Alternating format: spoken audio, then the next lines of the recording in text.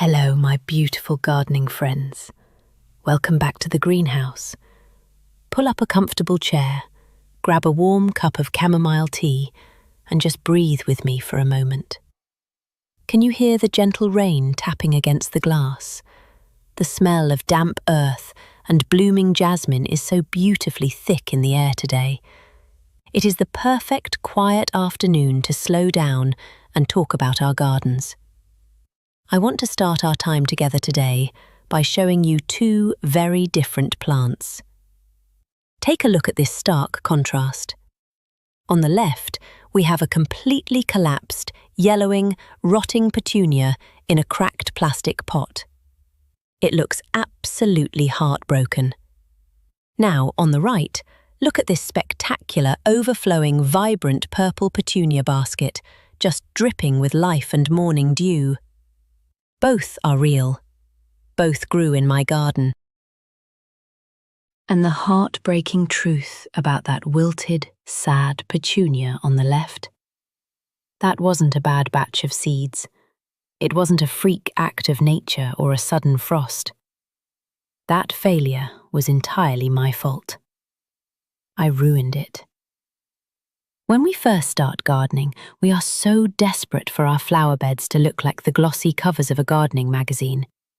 We want that instant gratification so badly that we end up loving our plants to death. Or we skip the boring foundational steps to rush straight to the pretty parts. We invest our precious time, our hard-earned money, and our emotional energy. And when the plant inevitably dies, we feel like absolute failures. We wipe the dirt off our hands, sigh, and tell ourselves, I just do not have a green thumb. I am here to tell you right now, over our tea, that there is no such thing as a green thumb. It is a complete myth.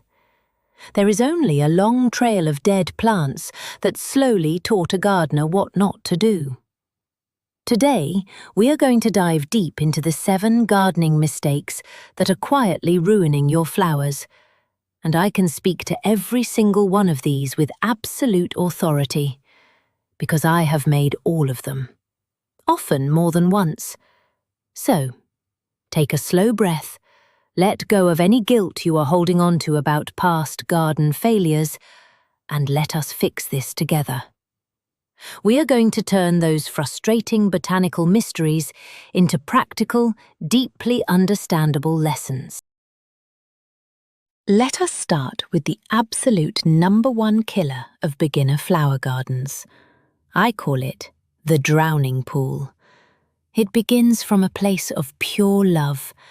You buy a gorgeous blooming salvia or a delicate tray of pansies from the nursery. You lovingly bring them home, plant them and water them. And then you water them the next day. And the next.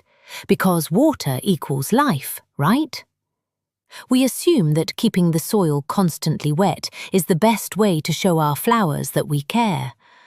But this is where the heartbreak begins.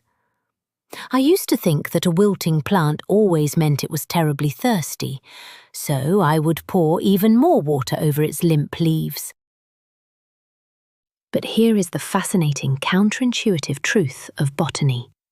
A plant will certainly wilt when it is too dry, but it will also wilt when it is drowning.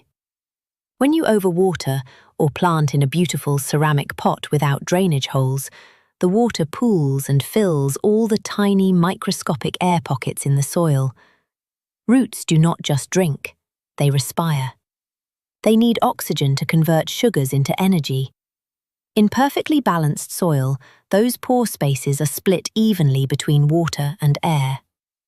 When soil becomes persistently waterlogged, the roots literally suffocate. They cannot breathe, so they rot and turn to mush. If you have ever gently pulled a struggling dead plant out of its pot, you know the exact sensory experience I am talking about.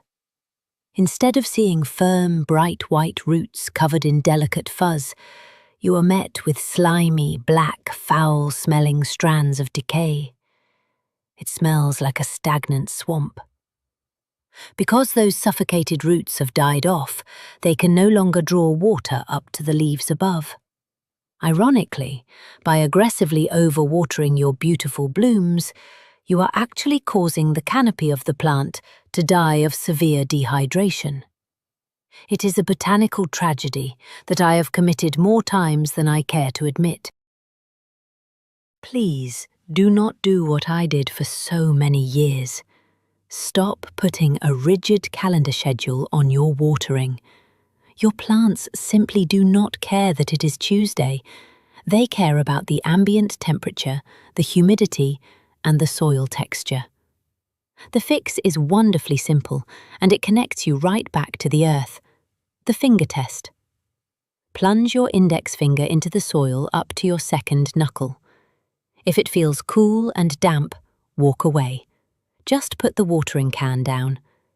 If it feels bone dry, water it deeply until it runs out the bottom. And please, ensure every single pot has ample drainage holes. Mistake number 2 is one that stems from pure, aesthetic stubbornness. I lovingly call it ignoring the plant's contract.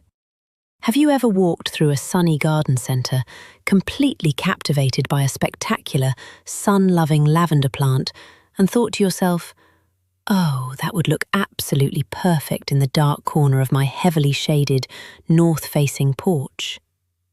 I did this for years. I treated my living plants exactly like inanimate furniture. I put them wherever I wanted them to go for my own design vision, completely ignoring what the organism actually needed to survive. Here is the scientific reality we all must embrace.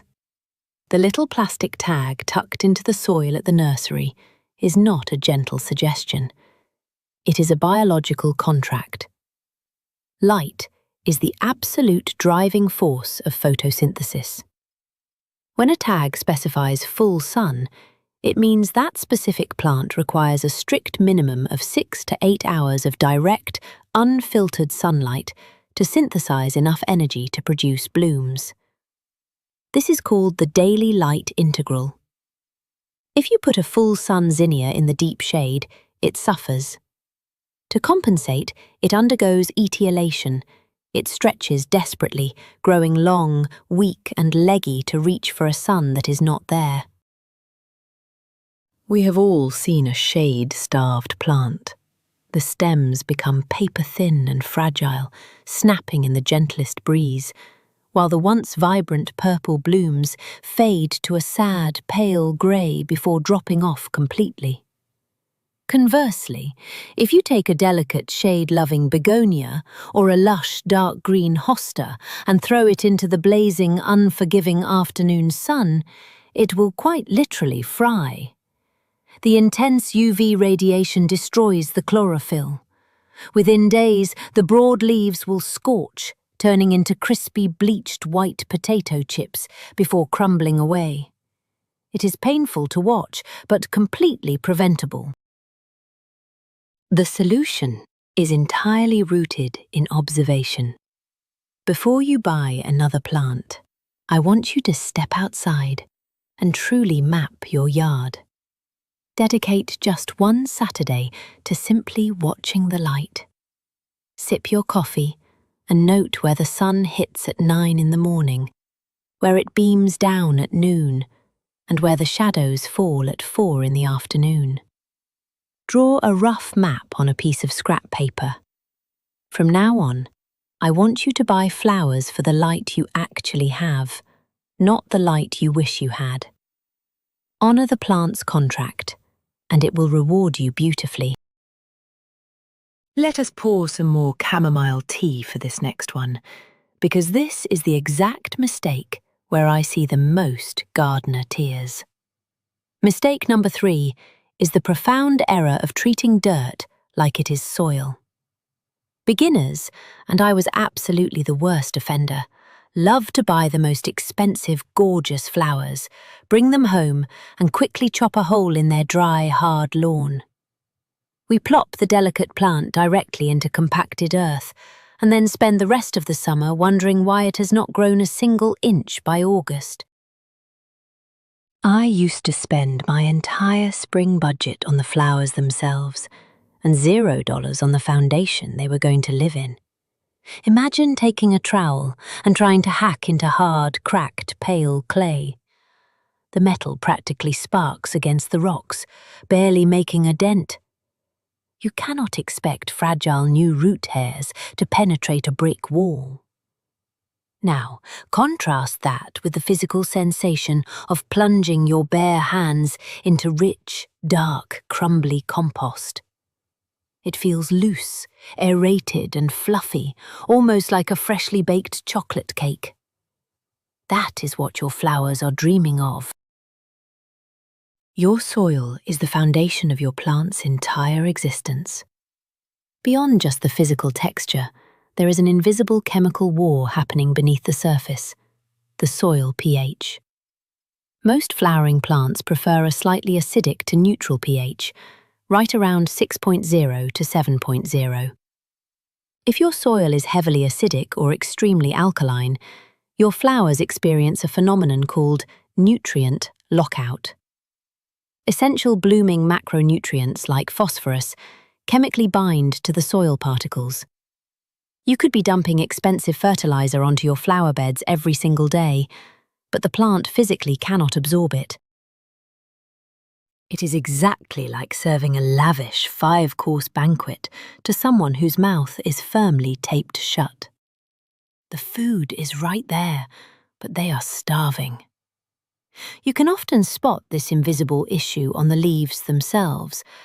Have you ever seen a flower with leaves that have turned a stark, sickly yellow, while the tiny veins remain a striking dark green? That is called interveinal chlorosis. It is a classic telltale sign of nutrient lockout caused by poor soil chemistry. The plant is crying out for minerals it cannot access because the pH is wildly out of balance. So, how do we fix this? Stop guessing and get a cheap, simple soil test from your local university extension office or garden centre. Know exactly what kind of earth you are working with, and before you plant a single seed or transplant a single flower, amend your beds. Work beautiful, rich, organic matter into the top 6 to 8 inches of your dirt. Add aged compost, composted manure, or rich leaf mould. The golden rule of horticulture is simple. Feed the soil, and the soil will beautifully, effortlessly feed your flowers. We are an incredibly impatient species, aren't we? When we plant a new flower bed in the spring, we want it to look full, lush and spectacular immediately. And that deep desire for instant gratification leads us directly to mistake number 4, the crowd crush. We take our delicate little seedlings and we plant them right on top of each other, completely ignoring the mature spacing guidelines on the seed packets. I used to scoff at a 12-inch spacing recommendation, thinking, that is ridiculous. There will be so much empty, ugly dirt. But crowding your plants creates a devastating domino effect. First, it triggers a botanical Hunger Games. The plants are forced to violently compete for limited water, sunlight, and soil nutrients. Nobody wins this battle. They all just become stunted. More importantly, crowding absolutely destroys your airflow. Plant pathologists refer to the disease triangle. For a fungal disease to ravage your garden, you need 3 things: a susceptible plant, a fungal pathogen, and a highly conducive environment. By packing leaves tightly together, you create a stagnant microclimate of high humidity and trapped moisture. Trapped moisture is an absolute playground for devastating fungal spores. If you have ever walked out to your tightly packed zinnia patch in mid-August and noticed a sickly, powdery white dust coating all the lower leaves, you have met powdery mildew. The leaves wither, turn brown and drop, leaving the plant looking exhausted and skeletal. But if you walk over to a patch of zinnias planted 12 inches apart, it is a different world. The summer breeze flows easily through the stems, drying the morning dew. The leaves remain deep emerald green, and the blooms are massive. Give your plants the breathing room they desperately need to grow into their adult size. When you read a plant tag, look at the mature spread and physically measure that distance from the center of one plant to the center of the next. It will look alarmingly sparse at first. That is perfectly normal. To keep the bed looking tidy and to suppress weeds while you wait, simply lay down a thick, rich layer of natural wood mulch over the empty spaces. Trust the process. Patience in the spring pays off with a breathtaking, disease-free display in the late summer.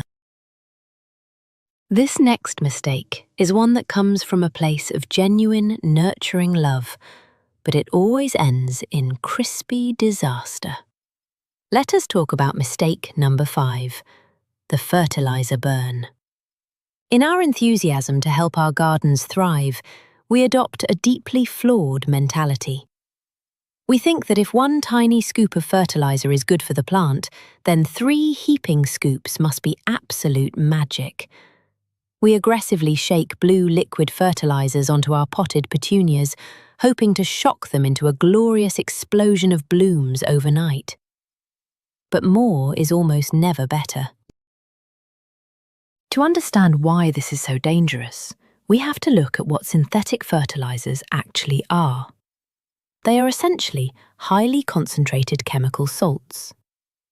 When you apply too much of this synthetic food, those salts accumulate rapidly in the potting soil. This creates a harsh chemical imbalance. Through the basic biological process of osmosis, water always moves toward the highest concentration of salts. So, instead of the roots drinking water from the soil, the salty soil literally sucks the moisture backward out of the plant's roots. You are effectively dehydrating and burning the roots with chemicals. If you have ever done this, the visual symptoms are undeniable. A week after you overfeed, the edges of the leaves turn a brittle, crispy brown, looking almost like they were torched by a lighter. But even if you manage not to burn them, over-fertilizing with too much nitrogen creates an incredibly frustrating phenomenon. Nitrogen aggressively pushes leafy, vegetative growth. If you pump a flowering plant full of high nitrogen fertilizer, it will obediently build a massive, wildly lush, beautifully green bush, with absolutely zero flowers. You told the plant to make leaves, so it stopped making blooms. We have to stop treating fertilizer like an energy drink. Read the labels carefully. If you are ever unsure about the dosage, cut it in half. A weaker solution, applied gently, is always safer. Lean heavily towards slow-release, granular, organic fertilizers. These beautiful amendments rely on the soil microbes to slowly break them down, gently drip-feeding your plants over the course of months. And a golden rule of the potting shed: never, ever apply fertilizer to bone-dry soil. Always water your plants thoroughly first, ensuring the roots are plump and protected before you offer them food. Mistake number 6 is purely mechanical, but it is absolutely fatal. It is planting too deeply. I call this deeply sad mistake the burial ground. When we carefully unpot a gorgeous new perennial from its nursery container and transition it into our garden bed, we naturally want it to feel safe. We are terrified that a strong gust of wind will knock it over. So, to make sure it is totally secure, we dig an extra deep hole and bury the stem a few inches below the natural soil line. We think we are giving it a sturdy foundation. But from a botanical standpoint, this is a death sentence. The anatomy of a plant rigidly dictates its planting depth. There is a critical transition zone on every single plant called the root flare or the crown. This is the exact point where the stem tissue structurally changes into root tissue. Unlike roots, stem epidermis is simply not adapted or evolved to be in constant contact with damp, dark soil. It lacks the biological defenses against soil-borne moisture and microbes. When you bury the crown, continuous moisture causes the stem bark to decay, leading to what is known as crown rot. It is a truly devastating thing to witness. I once buried a breathtaking, expensive double peony much too deeply. For a few weeks it looked fine, but below the surface, the dark, damp soil was suffocating the stem. Suddenly, right as the buds were forming, the entire plant simply flopped over onto the dirt. When I brushed the soil away, the stem had completely rotted at the soil level. It was brown, mushy, and entirely detached from its own root system. It had been completely girdled, its vascular system destroyed. There is no coming back from crown rot. To avoid this tragic burial ground, we just have to change how we dig. When you are ready to plant, dig your hole twice as wide as the nursery pot to loosen the surrounding soil, but dig it absolutely no deeper than the root ball itself. When you set the plant into the earth, the soil level of your garden bed should perfectly, exactly match the soil level that the plant had in its plastic pot. In fact, it is always better to plant slightly too high than slightly too low. Let that beautiful crown breathe in the open air. Finally, we arrive at mistake number 7. You have been so diligent. You watered perfectly using the finger test. You carefully amended your clay into rich soil. You honored the light requirements, and your plant bloomed spectacularly. It was the star of the garden. And then, the blooms naturally died, faded away, and the plant stubbornly refused to produce a single new flower for the rest of the entire summer. You are left staring at a green bush, wondering what went wrong. Why did it stop? Because you made the one-hit wonder mistake. You forgot to deadhead. Here is a little fascinating botanical secret. Flowers do not bloom to make us happy. They do not care about our beautiful garden aesthetic. They bloom strictly to reproduce. The flower's one and only biological goal is to attract a pollinator and produce viable seeds. Once a flower fades and begins to swell into a seed pod, its mission is accomplished. The developing seeds produce a powerful hormone called auxin, which travels down the stem. This hormone exerts apical dominance, sending a signal that says, "We did it! Shut down flower production and pour all our energy into maturing these seeds." If you leave those crispy brown dead flowers hanging on the plant stops making new ones. Picture a tired cosmos plant, completely covered in dried up, spiky brown seed heads, with absolutely zero new buds forming. But grab your sharpest, cleanest pruning shears. Walk out into the morning sun and gently snip off that fading bloom right above the next set of leaves. Hear that satisfying little crunch of the stem. By simply removing that dying flower, you remove the source of the auxin hormone. The plant's apical dominance is broken instantly, releasing new energy. By snipping off the flower before it can drop its seeds, the plant enters a mild, productive panic. It chemically realizes, "Oh no, my flower is gone. I did not make a seed. I have to try again immediately." And it rapidly pushes out a brand new, glorious flush of vibrant blooms. By constantly removing the fading flowers, a joyful meditative process we call deadheading, you are literally tricking the plant into an endless, continuous loop of blooming all season long. Make it a peaceful weekly habit. Take your coffee, wander the beds, and snip away the old to make way for the new. As we finish our tea, I want to leave you with a final thought. To be a successful flower gardener is not to be a perfect gardener. The pervasive idea of the green thumb implies an innate, magical, mystical talent that you are either blessed with at birth or cursed without.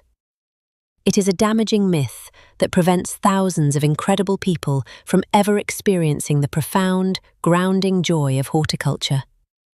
A flourishing, breathtaking garden is never built on perfection. It is built entirely on quiet observation, gentle adjustment, and the humble willingness to learn from failure. Every wilted petunia, every sun-scorched hosta, and every mildew-covered zinnia is actually a masterclass in plant physiology, provided you are willing to look at the mistake objectively, rather than as a personal failing. When you accidentally drown a plant, you learn intimately about soil porosity. When you crowd them, you learn the mechanics of fungal life cycles. Loss aversion, the psychological sting of losing a plant you spent money and hope on, is very real. But reframe that loss. You did not just buy a plant that died. You bought a hands-on, deeply practical, unforgettable lesson in botany. Gardening is an ongoing, beautiful conversation with nature, and sometimes we simply miscommunicate. I have drowned my plants, burned them, crowded them, and starved them. But every single mistake made me a more deeply empathetic, successful gardener. So please, go out there today, sink your hands into the earth, check your soil, snip off the dead blooms, and give yourself a little grace. I would love to hear what is stubbornly surviving or beautifully thriving in your garden right now in the comments below. Subscribe for more honest, quiet moments in the potting shed, and happy growing, my friends.